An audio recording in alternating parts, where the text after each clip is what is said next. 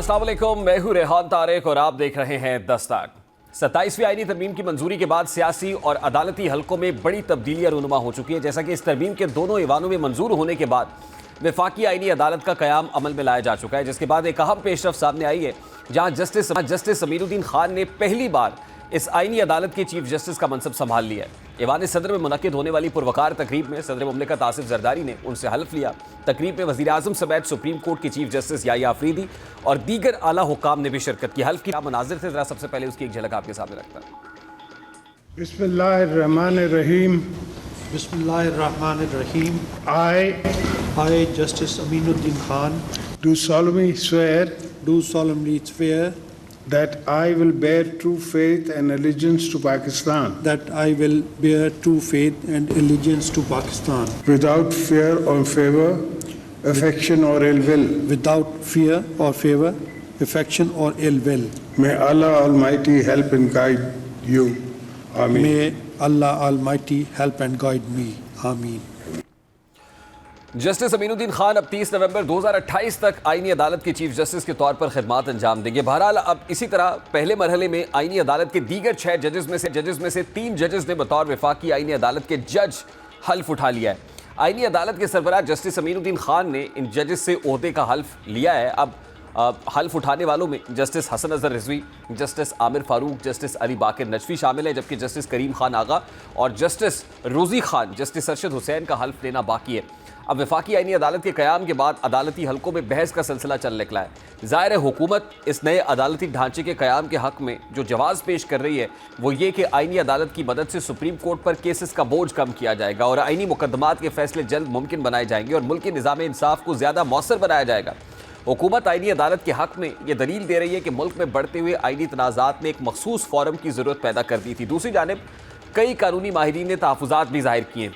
उनका कहना है कि एक नई अदालत जो आईनी अदालत है उसका क़याम सुप्रीम कोर्ट की आईनी बालादस्ती को मुतासर कर सकता है और मुस्तक़बिल में आईनी तनाज़ात के 2 मुतवाज़ी मराकज़ पैदा होने का ख़दशा मौजूद है। कुछ माहिरीन का मौक़िफ़ है कि असल मसला अदालतें नहीं बल्कि निज़ाम के अंदर ताख़ीर की वजूहात, अमल दरामद के मसाइल और इंतज़ामी कमज़ोरियाँ हैं, जिन्हें दूर किए बगैर नई अदालतों का क़याम हकीकी फ़ायदा नहीं देगा।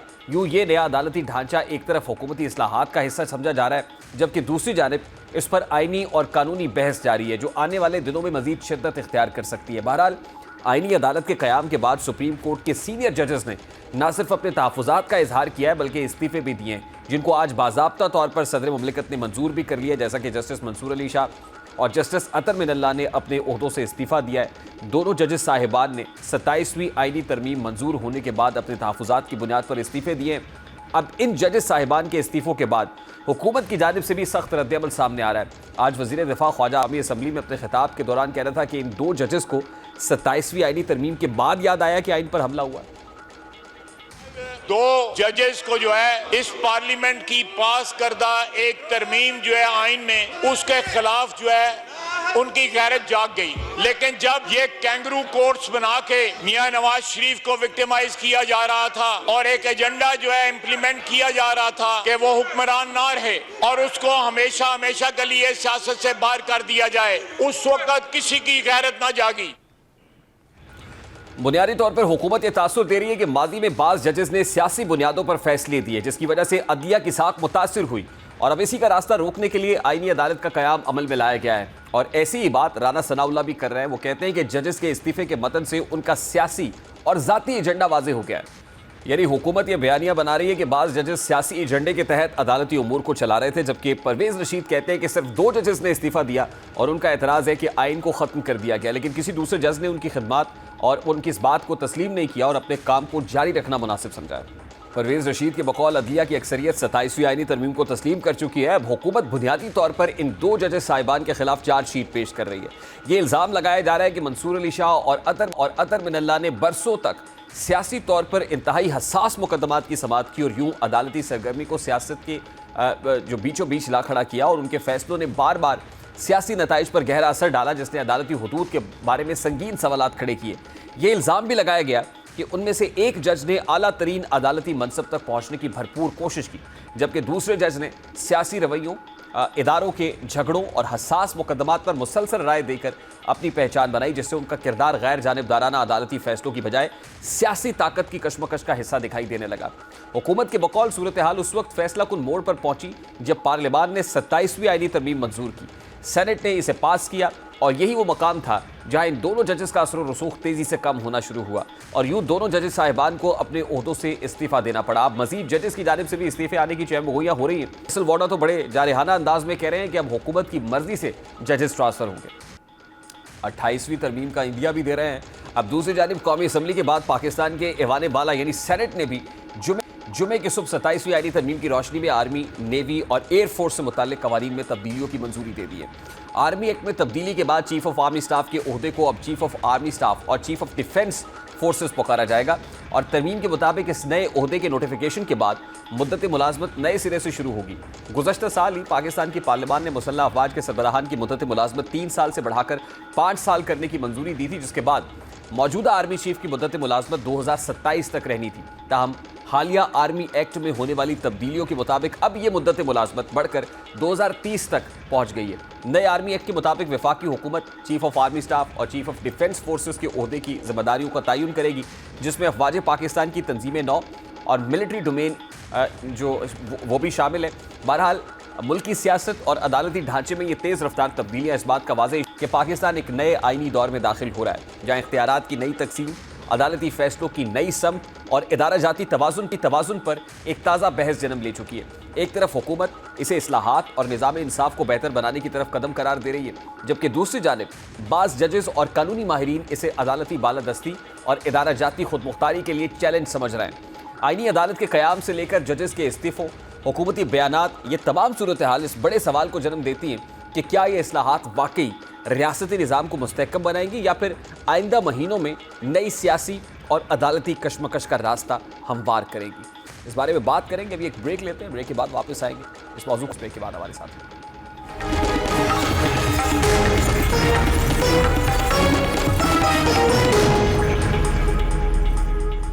اس وقت جمعیت علماء اسلام فے کے مرکزی رہنما سینیٹر کامران مرزا صاحب نے بھی جوائن کیا۔ السلام علیکم کامران مرزا صاحب، بہت بہت شکریہ آپ کے وقت کے لیے۔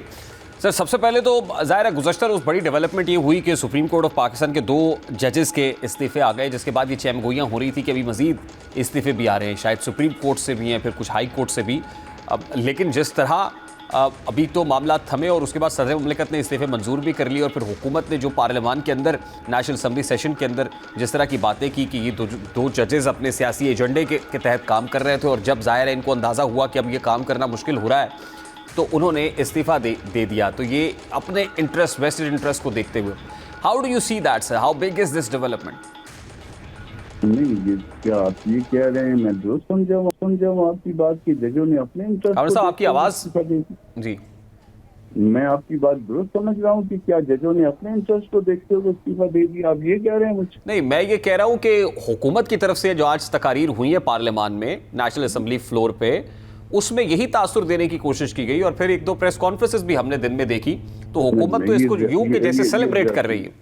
یہ زیادتی ہے۔ دیکھیے حکومت نے نا یہ گزشتہ 1 سال کے اندر ججوں کی تنخواہیں 4-5 گنا بڑھا دی ہوئی ہیں، تو ابھی تنخواہ جو ہے نا اتنی ایگزمپلری ہے کہ آپ کو دیکھیں گے آپ کا اپنا جو ہے نا منہ میں پانی آ جائے گا۔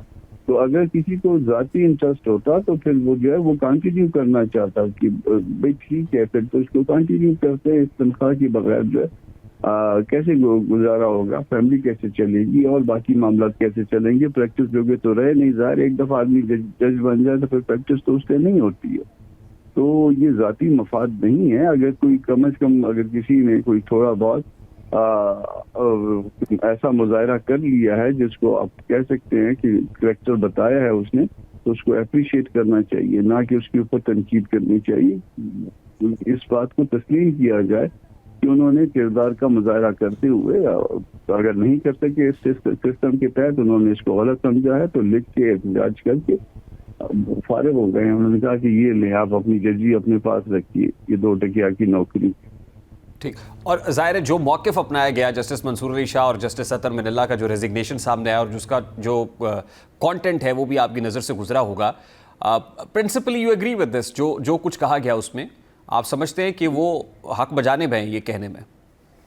دیکھیے میری اپنی ریزن ہو سکتی ہے, میں نے خود اپوز کیا ہے, میری اپنی ریزن ہو سکتی ہیں, ان کی اپنی ریزن ہو سکتی ہیں, کہیں پہ اتفاق ہو سکتا ہے, کہیں پہ اختلاف ہو سکتا ہے, مگر جو ہے یہ ترمیم جو ہے اس کو میں تباہی سمجھتا ہوں عدلیہ کی, اور اگر عدلیہ تباہ ہو گئی تو پھر یہ پاکستان کی یہ نقصان دہ. ہم جو کچھ کر رہے ہیں پاکستان کے خلاف کر رہے ہیں, یہ میرا جو ہے سوچا سمجھا جو ہے بالکل رائے ہے, اور اس رائے سے بالکل میں اپنی رائے سے متفق ہوں. ٹھیک, اور یہ تباہی ہوتے ہوئے جمعیت علماء اسلام فے بھی دیکھ رہی ہے اور خاموشی سے بیٹھے رہیں گے؟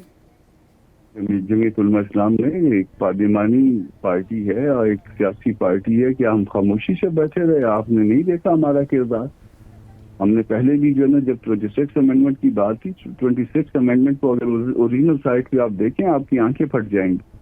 تو وہ اس کو جو ہے نا ہم نے روک کے ہم 5-6 ہفتے تک لگے رہے, کوئی دوست ہمارے ساتھ نہیں آیا, اور اس کو جو ہے نا ہم نے اتنا ڈائلیوٹ کر دیا, اور اس کے بعد جو ہے نا اب ہم نے جو ہے پھر اگین ریزسٹ کیا ہے. تو کیا جمعیت علماء اسلام ایسے خاموش بیٹھی؟ مگر سینیٹر صاحب چشم فلک نے وہ نظارہ بھی دیکھا ہے کہ جب جے یو آئی کے ایک سینیٹر نے ووٹ دے کر اس ترمیم کو پاس کرانے کے لیے راستہ دیا ہے. کوئی میرے جیسے لوگ خراب ہو سکتے ہیں کوئی کسی بھی جماعت میں, اس میں اگر میرے جیسا خراب آدمی آ گیا, آپ کے یہاں آپ کے پیشے میں بھی کچھ خراب ہو سکتے ہیں ہمارے جیسے لوگ. تو اگر ایک ساتھی بیچ میں سے کئی ساتھیوں میں سے اگر اس نے خرابی کا مظاہرہ کیا ہے تو جمعیت نے ایز اے پارٹی اس کو نکال باہر پھینکا ہے. ٹھیک, اور پھر الزام بھی لگایا کہ اتنے کروڑ میں سینٹ کا ٹکٹ لیا تھا میں نے, تو یہ کون سا کوئی مفت میں حاصل کی گئی نشست تھی؟ تو وہ یہ بھی الزام کوئی اور بھی اس سے بھی اگلا الزام لگا سکتا ہے, تو بھی خدا نخواستہ ہے یہ وقت آپ پہ آئے ادا کرے, تو اگر کسی نے اور اس سے بھی زیادہ کے الزامات لگا دیے پیسوں کے ساتھ کسی اور چیز کا, پھر کیا کریں گے؟ ٹھیک, بہرحال سینیٹر صاحب اب یہ جو ہونا تھا 27ویں آئینی ترمیم منظور تو ہو گئی, آج وفاقی آئینی عدالت کے چیف جسٹس نے حلف اٹھا لیا, دیگر ججز نے بھی حلف اٹھایا ہے, کچھ اور ججز ایسے ہیں جن کا بھی حلف اٹھانا باقی ہے. تو آج سے کیا سمجھا جائے کہ سپریم کورٹ آف پاکستان کی ڈگنیٹی کو گزند پہنچا ہے, ٹھیس پہنچی ہے, اور ایک پیرلل متوازی نظام قائم ہو گیا ہے؟ بالکل پیرلل ایک متوازی نظام قائم ہو گیا ہے. وہ کانسٹیٹیوشنل کام جو ہے وہ ادھر چلا گیا ہے, حالانکہ یہ لکھا ہوا ہے دستور میں, دستور کی شیڈول میں انٹری 55 میں کہ سپریم کورٹ کا اختیار کم نہیں کیا جا سکتا. جب سپریم کورٹ کا اختیار کم نہیں کیا جا سکتا, بڑھایا جا سکتا, تو پھر دین جو ہے اس کا یہ اختیار کم کرنا, اس کے کوئی جوریڈکشن لے لینا, یہ بالکل زیادتی. سینیٹر صاحب لیکن دیکھیے جو سٹیٹس کو ہے, تاثر تو یہ ہے اس کو بھی مزید لیجیٹیمیسی مل گئی ہے. اسٹیٹس کو لیجیٹیمیسی مل گئی ہے, یہ بلکہ لے لی گئی ہے, مل نہیں گئی ہے, لے لی گئی ہے, اور زبردستی آپ اس کو سمجھنے کی لے لی گئی ہے. مگر کیا یہ اس پہ کچھ چیزوں سے آپ یہ نہیں پاتے کہ یہ کسی خوف کے تحت جو نا یہ لی گئی ہے؟ طاقت جب حاصل کرنے کی کوشش کی جاتی ہے تو اس کے پیچھے کوئی خوف جو ہے وہ آپ ضرور اس کو تلاش کریں, ورنہ تو آپ کو تو یہ خوف نہیں ہے نا جو اس میں جو انڈیمنٹیاں مانگی گئی ہیں, وہ انڈیمنٹی جو ہے نا انڈیمنٹی کا جو ہے نا وہ آپ کو خوف تو نہیں ہے نا. آپ اگر کوئی غلط کریں گے تو اس کو آگے بک دیں گے, تو یہ انڈیمنٹی جو ہے نا وہ اس کو جب مانگی جاتی ہے تو کہیں نہ کہیں سے تو کوئی ایسی بات ہے نا کہ جس کی پردہ داری ہے. لیکن اب یہ کانسٹیٹیوشنل کور لیا ہے سر, اور ظاہر ہے اس کو کوئی کانسٹیٹیوشنل امینڈمنٹ ہی انڈو کر سکتی ہے, تو آپ کو لگتا ہے یہ بڑا مضبوط کور ہے جو مل گیا الٹیمیٹلی؟ یہ کور کوئی مضبوط نہیں ہوتے. جو یہ جس وقت اللہ پاک نے جو نا وہ چیزیں بدلی کرنی ہوتی ہیں نا, یہ جتنا دیر میں آپ کو ریموٹ سے ٹرن بدلی کرنے میں لگتا ہے اس سے بھی پہلے جو نا چیزیں بدلی ہو جاتی ہیں, صرف اس میں کون کہنا ہے. تو بطور سیزنڈ پولیٹیشین آپ اس کے کیا امپلیکیشنز دیکھ رہے ہیں مستقبل قریب میں ان پرٹیکولر؟ آپ تھوڑا سا ماضی میں چلے جائیے, ماضی قریب میں چلے جائیے. کیا یہ بات آپ کے ذہن میں نہیں ہے کہ ایک شخص جو ہے وہ 10 سال کے لیے آئندہ پلان کیا کرتا تھا؟ تھوڑا سا نام نہیں لیتے کسی کا بھی. کیا ایک شخص کسی اور شخص کے ساتھ مل کے اگلے 10 سال کے لیے پلان کرتا تھا؟ یہ بات مجھے آپ کو سارے جو لوگ تھوڑا بہت جانتے ہیں, تھوڑا بہت پڑھتے ہیں, تھوڑا بہت سنتے ہیں, ان کو یہ بات علم نہیں ہے. کیا ہوا انہوں نے وہ 10 سال اچیو کر لی. ٹھیک, اور سر کوئی سیاسی تحریک اس کے نتیجے میں جنم لیتے ہوئے یا کوئی وکلا تحریک جنم لیتے ہوئے دیکھ رہا ہے؟ دیکھیے اس کو پہلے جو ہے نا چیزیں جو ہے نا وہ نہیں ہو پائی ہیں. حالانکہ 26 امینڈمنٹ میں ہی جو ہے نا وہ چیزیں کو ہو جانی چاہیے تھی. جب اس کو جو ہے اس کے اوپر جو ہے نا وہ کام کیا جا رہا تھا تو کوئی آگے کندھے سے کندھا آ کے ملا کے کھڑا ہو جاتا JUI سے, مگر اس کو جو ہے نا وہ کوئی بھی تیار نہیں تھا. سول سوسائٹی تیار نہیں تھی, وکلا تیار نہیں تھے, کوئی اور تیار نہیں تھے. کیوں نہیں تھے تیار؟ یہ اپنا تاریخ کا ایک سوال ہے, اس کا تاریخ اس کو آنسر کرے گی.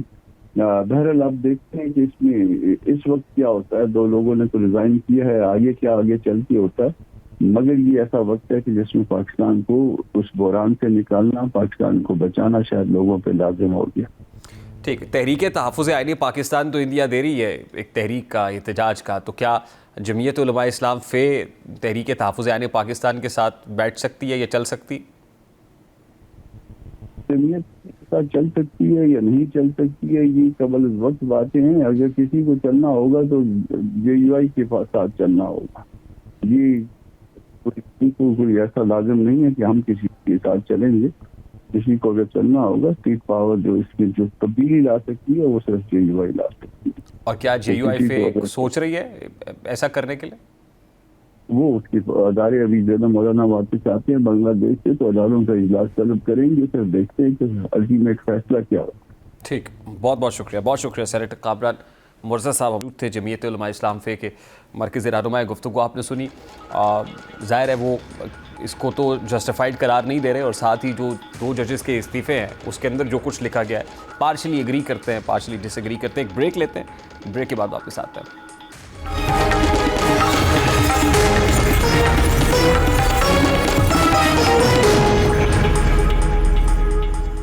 اس وقت سابق ایڈوکیٹ جنرل اسلام آباد ممتاز ماہر قانون جہانگیر جدون صاحب نے ہمیں جوائن کیا ہے. السلام علیکم جہانگیر جدون صاحب, بہت بہت شکریہ آپ کے وقت کے لیے. سر, آج وفاقی آئینی عدالت کے چیف جسٹس اور ججز صاحبان نے حلف اٹھایا ہے. کیا سمجھا جائے آج؟ جیسے اپوزیشن یہ کہہ رہی ہے کہ متوازی ایک پیرلل جوڈیشل سسٹم قائم ہو گیا ہے, تو کیا یہ پیرلل جوڈیشل سسٹم ہے؟ کیا عدالتی ڈھانچہ یکسر تبدیل ہو گیا ہے, کوئی نیا عدالتی نظام آ گیا ہے, یا اس سے مختلف ہے چیزیں؟ بہت شکریہ. دیکھیں, جو بیسیکلی جو 1973 کا کانسٹیٹیوشن ہے اس میں ٹرائکاٹمی آف دا پاور ہے اور سپریشن آف دا پاور ہے. اب اس میں یہ نہیں کہا جا سکتا کہ بالکل ٹائٹ سپریشن آف پاور رہی ہے.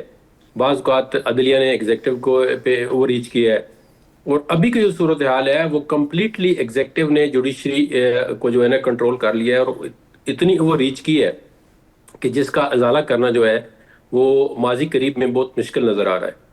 دیکھیں, اگر آپ ایک عدالت بناتے ہیں اس کے لیے ایک مطلب ایک ٹائم چاہیے ہوتا ہے. آج صرف یہ مثال دیکھ لیں کہ عدالت جو ہے اتنی بڑی اس کا نام آپ نے رکھ دیا ہے, اتنی بڑی آپ نے آئینی تبدیلی کر دی ہے, اور اس کی جگہ نہیں ہے بیٹھنے کی. ہائی کورٹ کے اندر جو ہائی کورٹ کے چیف جسٹس کی عدالت ہے اس پہ انہوں نے قبضہ کر لیا ہے.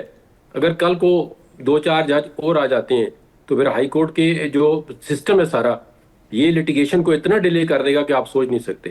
آپ دیکھیں, کوئی انٹرسٹ, کسی پبلک انٹرسٹ میں کوئی ترمیم کر رہے ہیں, کوئی عدالت بنا رہے ہیں, کوئی ٹریبیونل بنا رہے ہیں, تو اس کی 1 سال 2 سال پہلے پلاننگ کی جاتی ہے. اس کے لیے کوئی بجٹ ایلوکیٹ کیا جاتا ہے, اس کی کوئی بلڈنگ ہوتی ہے, اس کے لیے باقی لوازمات ہوتے ہیں. تو آپ نے آل آف سڈن یہ عدالت کس لیے بنائی ہے؟ سپریم کورٹ کی پاور جو ہے آپ نے کرٹیل کر دی ہے, اس کو آلموسٹ جو ہے سپریم کورٹ کو ختم کر دیا ہے.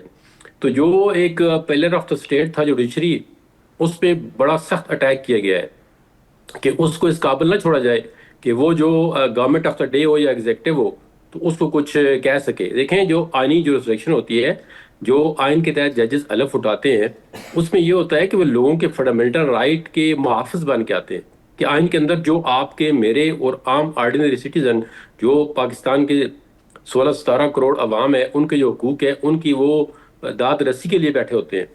گورنمنٹ تو ہمیشہ جو ہے وہ آئین کی وائلیشن بھی کرتی ہیں, آئین کی جو آرٹیکل ہے فنڈامنٹل رائٹ ہے اس کو وائلیٹ کرتی ہیں. تو اس کے لیے صرف اور صرف جو آئینی عدالت ہوتی ہے اس کا سہارا ہوتا ہے شخص کے پاس کہ میں جا کے وہاں کا دروازہ کھٹکھٹاؤں گا تو مجھے کوئی ریلیف ملے گا. جہانگیر جدون صاحب, اس کے لیے تو اب ایک اسپیشلائزڈ کورٹ بن گئی ہے سر, وفاقی آئینی عدالت کے, جس کا دروازہ کھٹکھٹایا جا سکتا ہے. نہیں, وفاقی عدالت کا ڈھانچہ آپ دیکھیں نا کس طرح بنا ہے. وہ آپ دیکھیں آپ نے ایک سپریم کورٹ کی پاور کم کر دی کہ علیحدہ عدالت بنا دی، اب اس میں کیسوں کی برمار ہوگی تو اس کی اپنی جگہ ہی نہیں ہے، کوئی عدالت کی دیکھیں نا کوئی آگے جگہ ہی نہیں ہے. پھر عدالت کے اندر جس طرح ججز کو پیک کیا گیا ہے، آل آف سڈن آپ نے اس کی ایج لمٹ 68 کر دی ہے. وہی ججز جو ہے آپ وہاں سے لے کے آپ ایک جج جو ہے اگر وہ 21ویں نمبر پہ تھا اس کو آپ نے 3 نمبر پہ اٹھا کے لا دیا ہے. تو یہ جتنی بھی اور آپ نے جتنی اپوائنٹمنٹ کی ہے وہ بائی ایگزیکٹو آرڈر کی ہیں کہ پرائم منسٹر کے ایڈوائس پہ. اب اس کا مطلب یہی ہے نا کہ پریزیڈنٹ اور پرائم منسٹر یا جو عدالتوں کو چلانے والے لوگ ہیں ان کے کہنے پہ آپ نے سارے جج لگا دیے ہیں کہ اس جج کو ادھر لگا دو، اس کو ادھر لگا دو. تو یہ جو انڈیپینڈنس آف جوڈیشری ہے وہ کمپلیٹلی ختم ہو چکی ہے. اب کوئی جج جو ہے اس قابل نہیں ہے کہ ایک سیکشن افسر کو بلا کے وہ کہے جی یہ کام کرو. دیکھیں جسٹس امین الدین کے لیے ہمارا بڑا احترام ہے. حکومت تو یہ کہہ رہی ہے کہ اس سے تو اصل میں ریفارمز ہوں گی اور جو کیسز کا بوجھ ہے وہ کب ہوگا سپریم کورٹ سے، اور یہ بوجھ کم کرنے کے لیے اصل میں وفاقی آئینی عدالت قائم کی گئی. دیکھیں حکومت کی انٹینشن بالکل بوجھ کم کرنے کی نہیں ہے. میں ایڈوکیٹ جنرل رہا ہوں، کوئی آ کے مجھے چیلنج میں آپ کو کرتا ہوں کہ کسی نے آج دن تک مجھے جتنا بھی میرا ٹرن اوور رہا ہے یہ نہیں پوچھا کہ لوگوں کے کیس کس طرح کے ہوتے ہیں، اور وہ جو مجھے پوچھتے رہے میں آپ کو بتا نہیں سکتا. آپ دیکھیں حکومت کی انٹینشن بالکل نہیں ہے کہ لوگوں کے مسائل جو ہے وہ عدالتی نظام ڈالو. وہ ہوتے ہیں ڈسٹرکٹ جوڈیشری میں جہاں پہ ورک لوڈ بہت زیادہ ہوتا ہے وہاں پہ، اور انڈیپینڈنس آف جوڈیشریز ہوتے ہیں. آپ کا کوئی دیکھیں نا اگر گورنمنٹ کی کوئی ایجنسی یا کوئی بندہ آپ کا رائٹ جو ہے وائلیٹ کرتا ہے یا آپ کو فنڈامنٹل رائٹس ڈینائی کرتے ہیں تو آپ نے عدالت کے پاس جانا ہے. عدالت اس قابل ہی نہیں ہے کہ وہ آپ کو ایک ریٹ ایشو کر سکے. آج دیکھیں نا آپ ایک سیکشن افسر کو ہائی کورٹ کا جج نہیں بلا سکتا، اور ایک سپریم کورٹ کا آرڈر 1.5 سال تک جو الیکشن کمیشن نے سسپینڈ نہیں کیا. اسی آئینی بینچ نے کہا جی کہ آپ جب یہ پٹیشن سن رہے تھے ملٹری کورٹس والی کہ آپ اپیل کا رائٹ دیں، وہ ابھی تک پارلیمنٹ نے نہیں دیا. ان کو کوئی پوچھ سکتا ہے کیوں نہیں آپ نے دیا؟ آپ جب آئینی ترمیم آپ ودن 24 آور پاس کر دیتے ہیں، پریزیڈنٹ بھی سائن کر لیتا ہے، نوٹیفیکیشن بھی ہوتا ہے، اور وہ آئین کے اندر ترمیم بھی سمجھی جاتی ہے، ایکٹ بھی بن جاتے ہیں، اور جو عدالت حکم دیتی ہے آپ ان سے پوچھیں عدالت نے حکم دیا ہے کہ جی رائٹ آف اپیل پرووائڈ کریں جو ملٹری ٹرائل ہو رہے ہیں، تو آج دن تک انہوں نے کیوں نہیں کیا؟ کیوں نہیں ایسا لا بنایا؟ کیوں نہیں ترمیم کی؟ کوئی جواب ملے گا آپ کو؟ تو یہ عدالتی نظام کو ایگزیکٹو نے کمپلیٹ کنٹرول کر لیا. ایگزیکٹو کی اب مرضی ہے اس کا حکم مانے یا اس کی جو فیور میں حکم ہوگا وہ ایک ودن 4 آورز، ودن 24 آورز، ودن 20 آورز وہ مان لیے گئے، اور جو ان کے اگینسٹ ہوگا وہ سالوں کے حساب سے پڑا رہے گا، کوئی پوچھنے والا نہیں ہے. تو عدالتی نظام کو کمپلیٹلی میں as a student of law یہ سمجھتا ہوں کہ مفلوج کر دیا گیا ہے.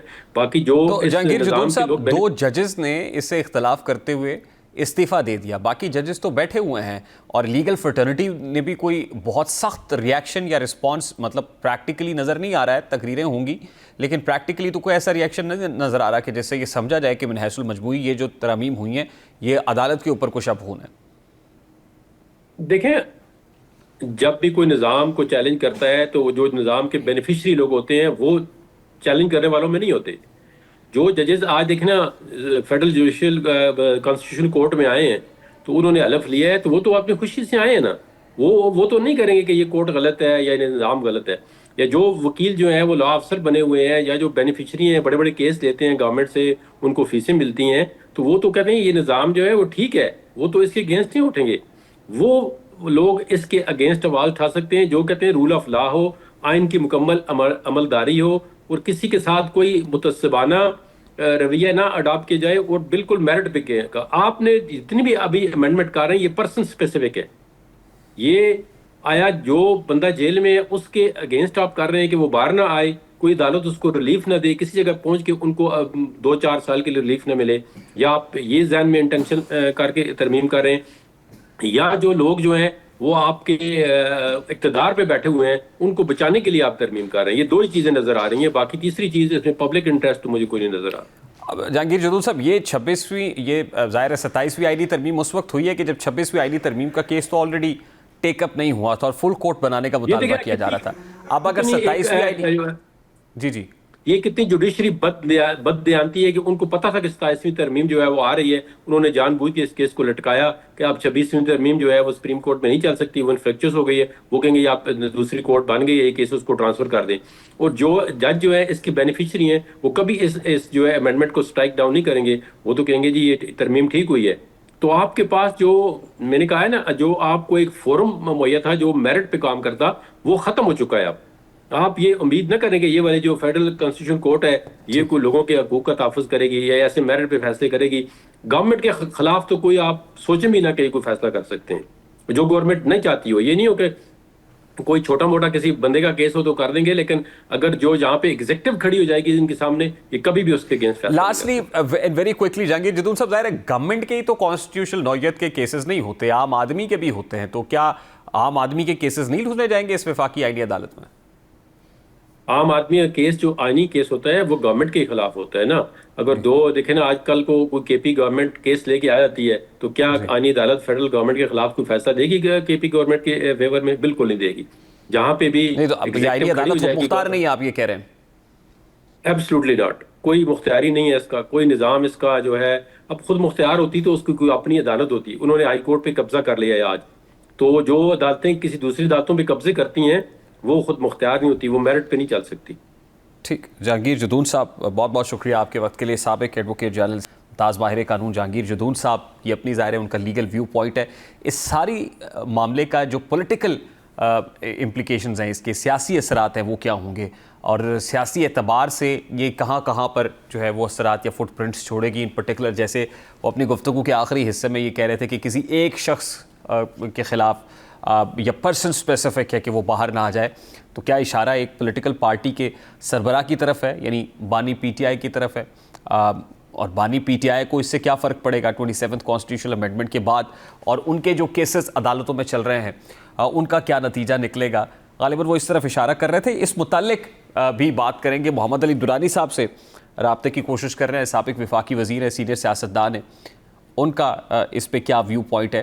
اور ظاہر ہے یہ 27th کانسٹیٹیوشنل امینڈمنٹ کا ایک بہت بڑا پارٹ جہاں پر عدالتی ڈھانچے سے متعلق ہے, عدالتی نظام سے متعلق ہے, تو وہیں پر جو آرمی ایکٹ 2025 ہے وہ بھی اب نافذ العمل ہو گیا ہے. درانی صاحب نے بھی جوائن کیا. السلام علیکم محمد علی درانی صاحب, بہت بہت شکریہ آپ کے وقت کے لیے. سر سب سے پہلے تو میرا بڑا سادہ سا سوال ہے, سر بانی پی ٹی آئی کب رہا ہو رہے ہیں سر؟ بسم اللہ الرحمن الرحیم. پہلے تو ان کی رہائی کی تحریک چل رہی تھی, اب تو آئین بھی گرفتار ہو چکا ہے اور پارلیمنٹ بھی گرفتار ہو چکی ہے, تو اب دیکھنا پڑے گا کہ کون کس کو رہا کرواتا ہے اور کہاں سے رہائی شروع ہوتی ہے. وہ تو وہ ایک گانا ہے نا کہ اب رہائی ملے گی تو مر جائیں گے.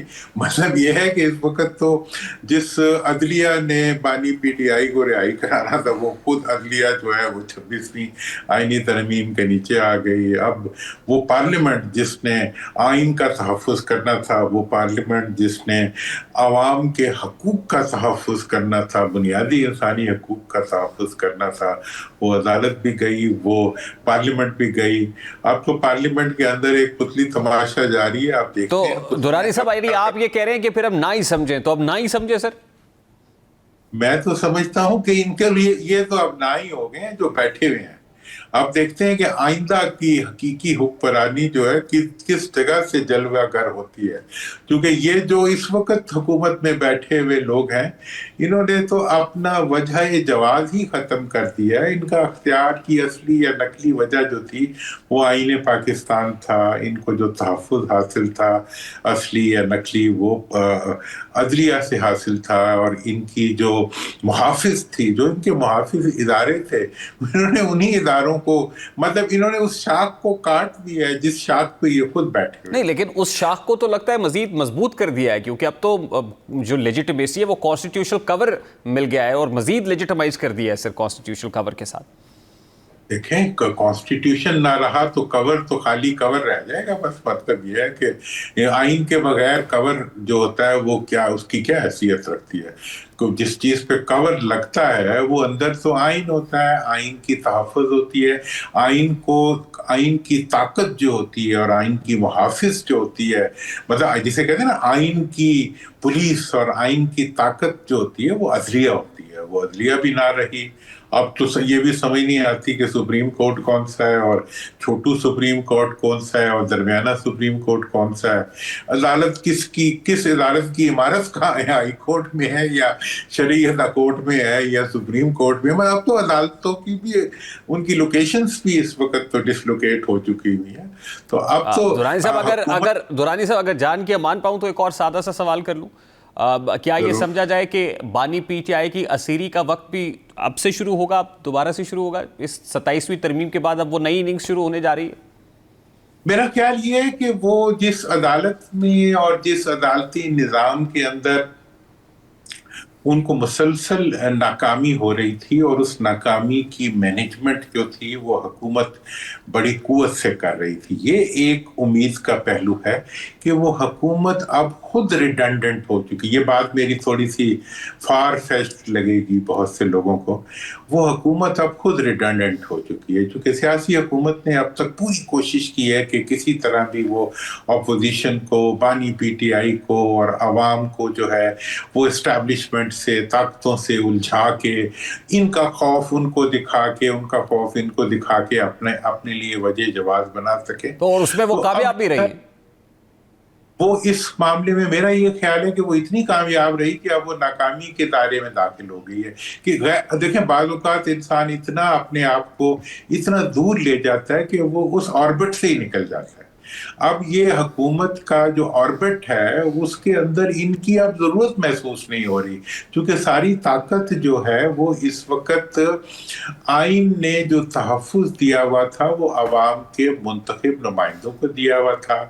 آئین کے تحفظ کا جو محافظ تھا وہ عدلیہ تھی, عدلیہ کو بھی گرا دیا. آئین کی جو عوام کا انتخاب کا حق جو تھا وہ انہوں نے آتے وقت منتہم کر دیا. اب جو ہے انہیں کون بچائے گا, ان کے لیے کون کھڑا ہوگا؟ ان کے یہ کہہ رہے ہیں کہ جی ہمارا اقتدار میں ہونا جو ہے وہی ہمارے لیے سب کچھ ہے.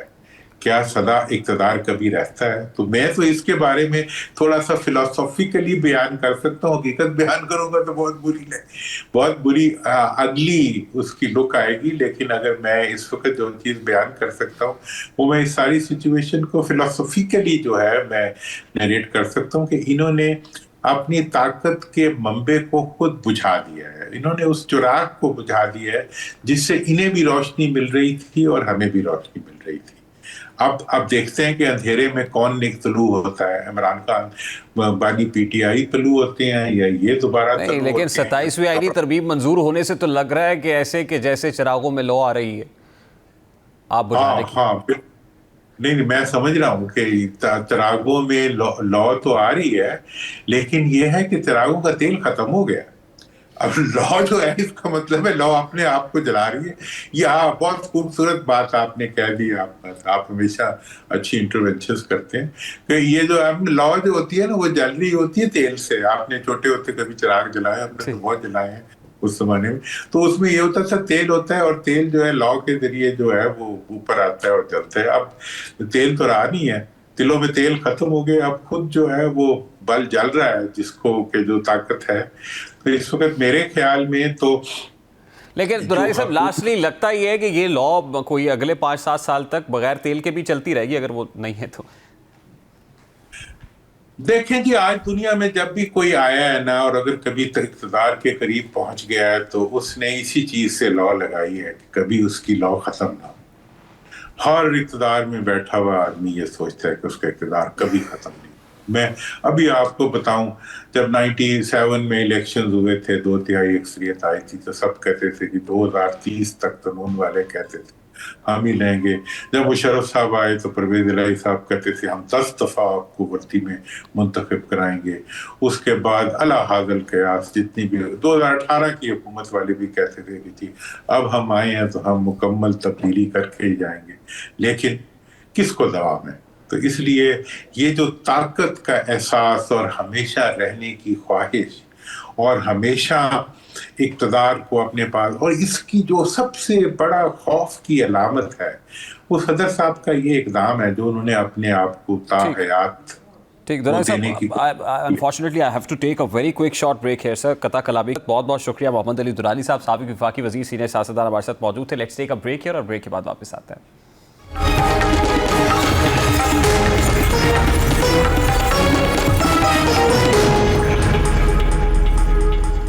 پیٹرولیم مصنوعات کی قیمتوں میں مجوزہ طور پر پھر سے رد و بدل کیا جا رہا ہے. ذرائع کے مطابق حکومت نے پیٹرول کی فی لیٹر قیمت میں ₹1.96 کمی, جبکہ ہائی سپیڈ ڈیزل, مٹی کے تیل اور لائٹ ڈیزل میں نمایاں اضافہ تجویز کیا ہے, جن میں سب سے زیادہ اضافہ ہائی سپیڈ ڈیزل کی قیمت میں 9 रुपये 60 पैसे का होगा। अगर ये मंजूरी दे दी जाती है तो पेट्रोल की कीमत 265 रुपये 45 पैसे से कम होकर 263 रुपये 49 पैसे हो जाएगी, जो ज़ाहरी तौर पर आवाम के लिए रिलीफ का सबब तो होगा, लेकिन इस मामूली कमी की असर अंगेज़ी अमली तौर पर बहुत महदूद साबित होगी। इसकी बुनियादी वजह यह है कि पेट्रोल आम सारिफ की ज़ाती ट्रांसपोर्ट पर असरअंदाज होता है, लेकिन मजमूई मईशत की रीढ़ की हड्डी हाई स्पीड डीजल पर चलती है। ट्रांसपोर्ट सेक्टर जैसे ज़रूरी मशीनरी, माल बर्दारी और सनती सरगर्मियों की बड़ी अक्सरियत डीजल पर मुनहसर है, और डीजल की कीमत में इजाफा हमेशा महंगाई का बराह रास्त और तेज़ रफ्तार सबब बनता है। इस सूरत हाल में पेट्रोल की मामूली कमी बज़ाहिर एक नफसियाती रिलीफ से ज़्यादा कुछ नहीं है, लेकिन डीजल की कीमतों में बड़ा इजाफा जो पैदावारी लागत है उसको बढ़ाकर महंगाई की नई लहर को जन्म दे सकता है। इसी तरह मीडिया रिपोर्ट्स के मुताबिक हाई स्पीड डीजल के साथ मिट्टी के तेल में 8 रुपये 82 पैसे और लाइट डीजल में 7 रुपये 15 पैसे इजाफे की तजवीज़ ऐसे वक्त में पेश की जा रही है जब पहले ही बिजली, गैस और बुनियादी अशिया की कीमतें आम शहरी की पहुंच से दूर होती जा रही हैं। मिट्टी का तेल कम आमदनी वाले घरानों, देही इलाकों और शिमाली इलाका जात में अब भी घरेलू ईंधन के तौर पर इस्तेमाल होता है, इसलिए इसकी कीमत में इजाफा बराह रास्त गरीब तबके की ज़िंदगी मज़ीद मुश्किल बना देगा। लाइट डीजल उन छोटी सनतों में इस्तेमाल होता है जो पहले ही तवानाई बहरान और बढ़ते हुए पैदावारी अखराजात के बोझ तले दब चुकी हैं। ऐसे में ये तमाम इजाफे एक ऐसी माशी माहौल में नए दबाव का सबब बन सकते हैं जहाँ पहले ही मुतवस्सित तबके की आमदन महदूद है और क़ुव्वत ख़रीद तेज़ी से कम हो रही है। बहरहाल हुकूमत की जानिब से 16 नवंबर से इन नई कीमतों के इत्तलाक़ का इंदिया ऐसे वक्त में सामने आ रहा है जब आलमी मंडी में उतार चढ़ाव, रुपये की कदर और टैक्सेस का बोझ कीमतों के तायुन में कलीदी हैसियत रखते हैं। ताहम असल सवाल ये है, क्या ये रद्दोबदल अवामी फलाह की बुनियाद पर किया जा रहा है या फिर रेवेन्यू बढ़ाने की मजबूरी में आवाम को मजीद बोझ तले धकेला जा रहा है। पेट्रोल की मामूली कमी गो के खुशाइंद है, लेकिन डीजल, मिट्टी के तेल और सनती ईंधन में मुमकिन भारी इजाफा आने वाले दिनों में महंगाई के नए बाब की निशानदही करता है, जिसके असरात आम शहरी से लेकर कौमी मईशत तक हर सतह पर महसूस किए जाएंगे। वक्त अपने इख्तिताम को पहुँचा है, आपसे मुलाकात होगी इंशाअल्लाह अगले हफ्ते। अपना रखिए ख्याल। अल्लाह हाफ़िज़।